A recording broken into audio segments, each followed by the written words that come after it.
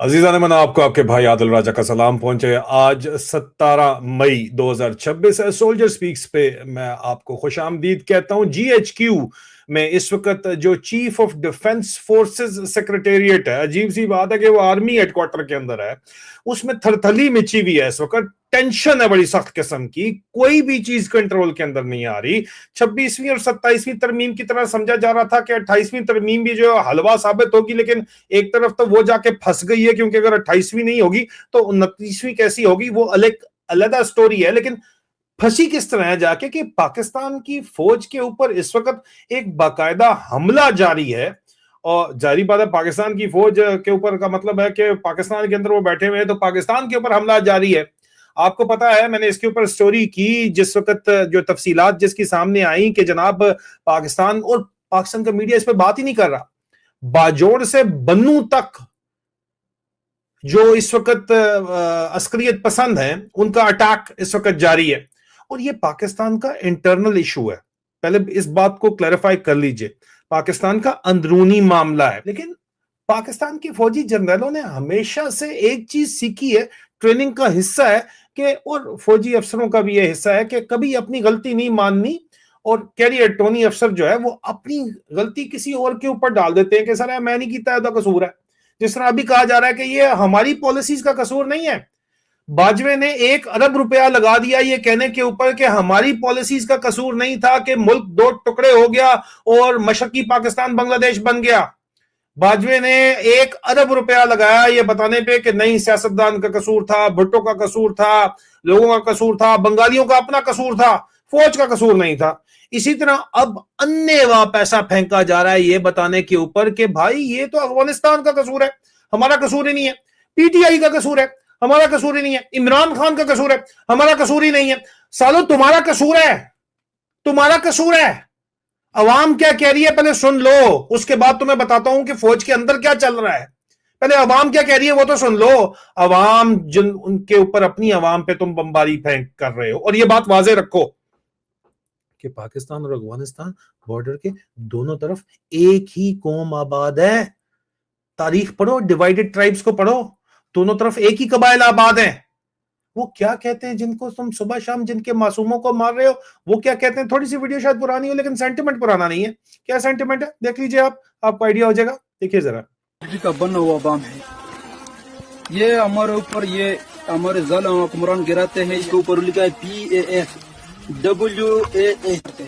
आप देख सकते हैं, ये देखो, ये छोटे बच्चे, ये सब जो बैठे हैं, बूढ़े, ये बम जो कल इस्तेमाल हुआ, बाज लोग जो है औरतें वो मिंटल हो गई इसकी ब्लास्ट की वजह से। देखो हमने इस अपनी पेट की कमाई इनकी तनख्वाहों पे, इनके टैक्स पे लगाया कि ये हमारी हिफाजत करे। ये कमीना और बेगैरत हमारे ऊपर बम गिराता है, इन्हें शर्म आनी चाहिए। हम लानत बेचते हैं ऐसे फौज पे जो हमारे मस्जिदों पे, घरों पे, छोटे बच्चों पे। और आप शायद वो मौला खान साहब में उन्होंने वो गुसल खाने में आपको कुरान को आग लगा दिया। क्या ये मुसलमान है? अब ये जनरल सेंटिमेंट है पब्लिक का, वो सही कह रहे हैं गलत कह रहे हैं, मैं किसी चीज को इंडोर्स नहीं कर रहा, लेकिन ये जनरल सेंटिमेंट अब सिर्फ और सिर्फ खैबर पख्तूनख्वा का नहीं है, ये पूरे पाकिस्तान का है। सिर्फ बलूचिस्तान फ्रिंज एलिमेंट्स का नहीं है, जिनको आप फ्रिंज एलिमेंट्स बोलते हो, ये पूरे पाकिस्तान का सेंटिमेंट है।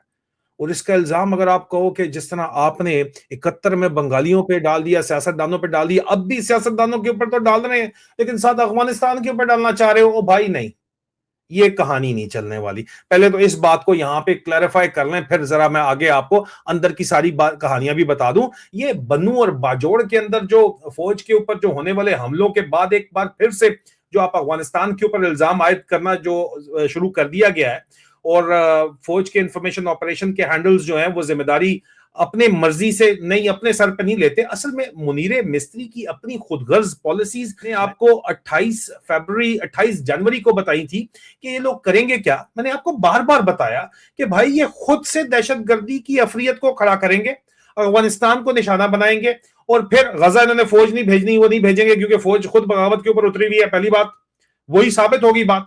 और दूसरा, ये फिर अमेरिका को बताएंगे, अपने डैडीज को बताएंगे जाके, जर्नैल के सर हमारा तो इंटरनल सिक्योरिटी सिचुएशन बड़ी खराब है।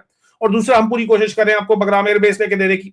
और इस वजह से अपनी कमजोरियों को छुपाने के लिए इल्जाम अपनी डोमेस्टिक ऑडियंस को भी अफगानिस्तान के ऊपर डालने की कोशिश करेंगे, जिसकी वजह से एक बरादर मुसलमान मुल्क के साथ ताल्लुकात खराब होंगे, जो कि हो रहे हैं। अब मैं पाकिस्तान के तमाम यहां पे सियासतदानों और आवाम से एक दफा फिर अपील करता हूं कि वो मुनीर मिस्त्री, आसिम मुनीर की शैतानी पॉलिसियों का रास्ता रोके और इमरान खान और तहरीक इंसाफ की तरह बरादर हमसाया मुल्क के साथ भाईचारे और अच्छे ताल्लुकात को कायम करें। क्योंकि ये डिक्टेटर, आप जितना मर्जी जिसको जो भी कहते रहो, ये आज है कल नहीं होगा, इसका कोई नामो निशान भी नहीं होगा। आज बाजवे की जो हालत है, क्या वो आपके सामने नहीं है?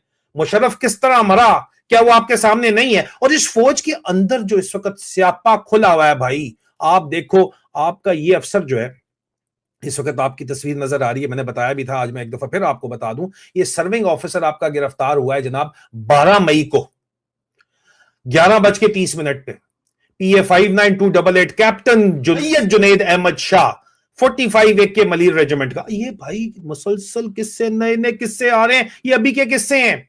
और जनाब साहब जो है वो सिगरेट स्मगलिंग कर रहे थे यार, अंदाजा करो यार, मतलब कोई बंदे का स्टैंडर्ड होता है। लेकिन अब फौज के अंदर ये है कि पैसा कमाओ जिस तरह भी कमा सकते हो, जर्नैल बनने तक तो बनते हो, नहीं बनते।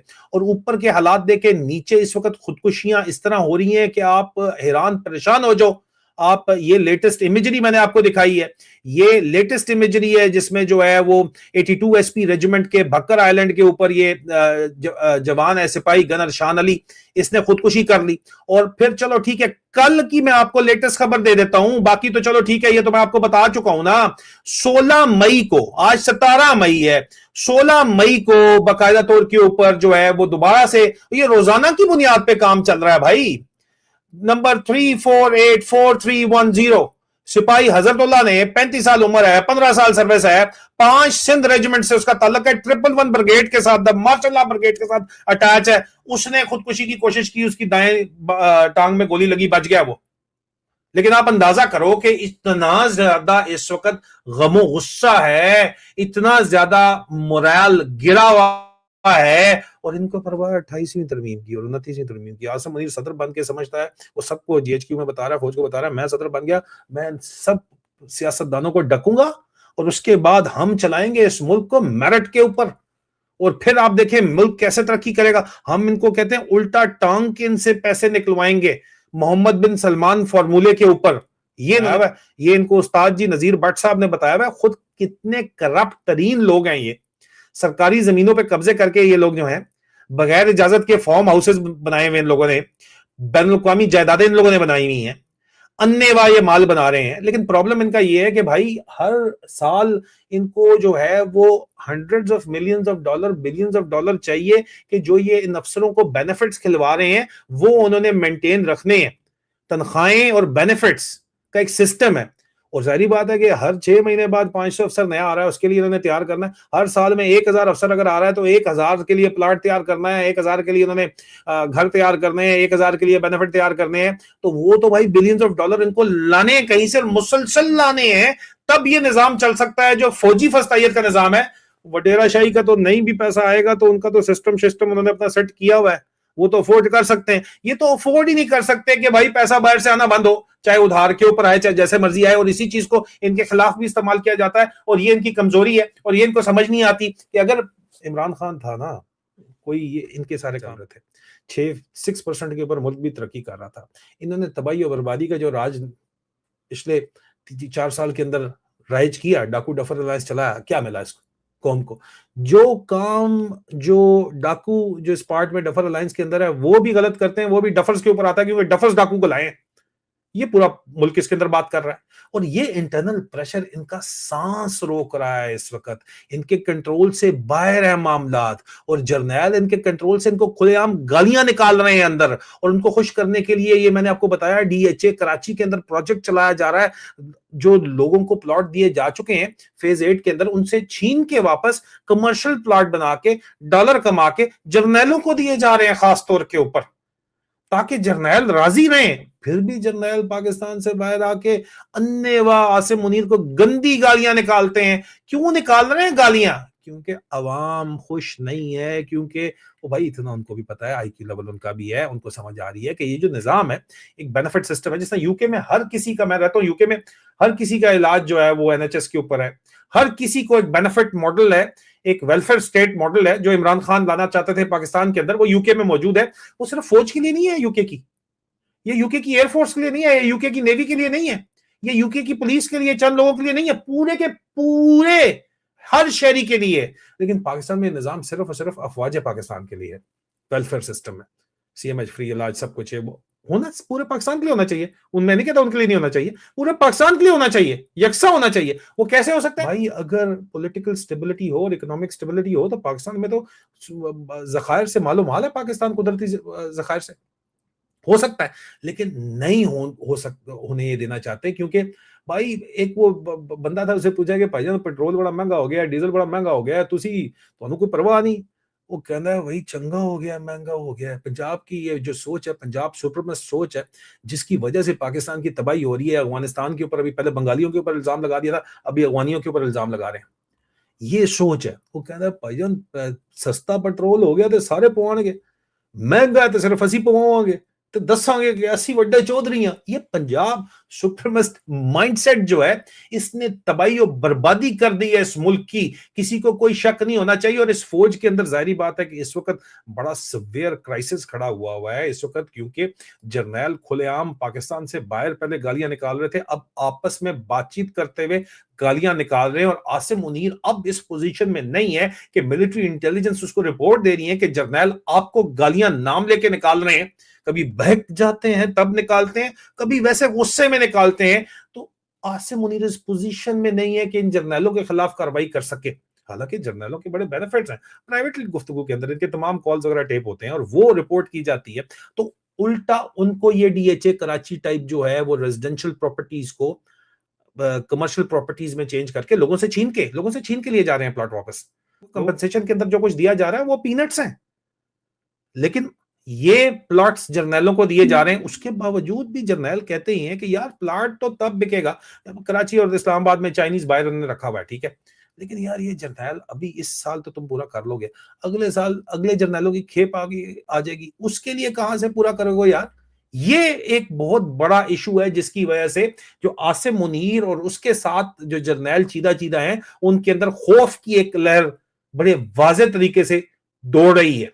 और एस्टैब्लिशमेंट जो इनकी एस्टैब्लिशमेंट है, उसका जनाजा निकालने के लिए कल के अगर आपने 2 वीलॉग्स देख लिए हैं, जनरल कियानी से मुलाकात के पीछे जो असल कहानी है, उसमें जो डफर्स जिन डाकू को आप बोलते हो लेके आए हैं, ये जो सियासतदानों को लेके आए हैं, वही अब ये उनकी जड़ें काटना चाहते हैं और ये इनकी जड़ें काटना चाहते हैं।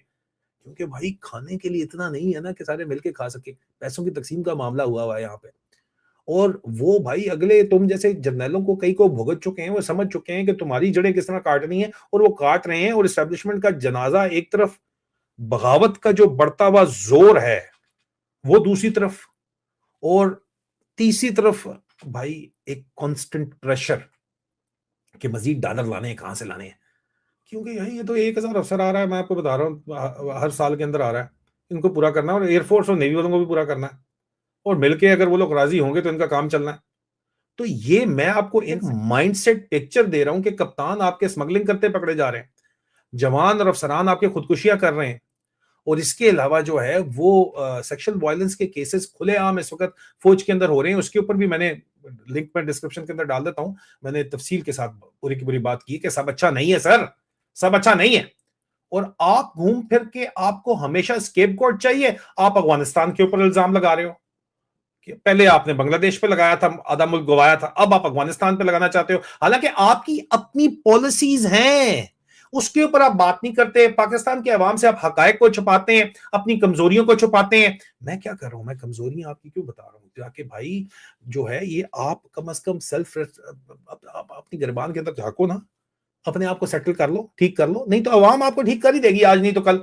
आपने अपने आप को एक खुदा का स्टेटस बना के नऊजुबिल्ला जो पेश किया हुआ है, वो अब नहीं चलने वाला काम। अवाम का हक है सच जानना, और हम उनको सच बताएंगे। और भाई पहले तुम बांग्लादेश पर इल्जाम लगाते थे, अब तुम अफगानिस्तान पर इल्जाम लगाते हो। तुम खुद क्या करते हो सालों, उसमें भी तो देखो, सोचो कुछ। बहरहाल दिस इज द सिचुएशन, और ये सिचुएशन रोज बरोज इनके लिए अनसस्टेनेबल होती जा रही है, किसी सूरत से ये सस्टेनेबल नहीं है सिचुएशन। और ये इनसे खुद तो इकॉनमी चलती नहीं, ये डंडा दे रहे हैं जनाब वो पटवारियों को, चपरासियों को, तुम चलाओ भाई। वो क्यों चलाएंगे? वो चला के अपने हाथ पैर काट के तुम्हें क्यों देंगे? क्योंकि तुम जब पैसों की डिस्ट्रीब्यूशन, पैसों की तकसीम की बारी आती है तो तुम कहते हो कि सारा इधर लायन शेयर हमें मिलना चाहिए बिकॉज हम लायन है। वो कहते हैं ऐसे ही शेयर हंसियां, ठीक है। दरमियान में एक जरदारी सब पे भारी गेम हो जाती है। और असल जो पॉलिटिकल लीडर है जिसकी वजह से पॉलिटिकल स्टेबिलिटी आ सकती है, उसको तुमने जेल में टका हुआ है और उससे तुम सिंसियर ही नहीं हो, तुम झूठी खबरें चलाते हो। जनरल क्या नहीं मिलने चला गया मेरा नाम लेके, उस पर भी तफसील में बता चुका हूं कल के वीलॉग में, देख लीजिए, समझ आ जाएगी आपको। तो ये असल कहानी है, बाकी सारे फसाने हैं। और ये बताना इसलिए जरूरी है क्योंकि इंफॉर्मेशन आपका राइट है, और इंफॉर्मेशन की बुनियाद के ऊपर एक इन्फॉर्म्ड डिसीजन आप लेंगे तब पाकिस्तान में किसी को कोई फर्क पड़ेगा। आपकी सपोर्ट का बहुत बहुत शुक्रिया। बहुत जल्द दोबारा मुलाकात होती है। अपना ख्याल रखिए। खुदा हाफिज़।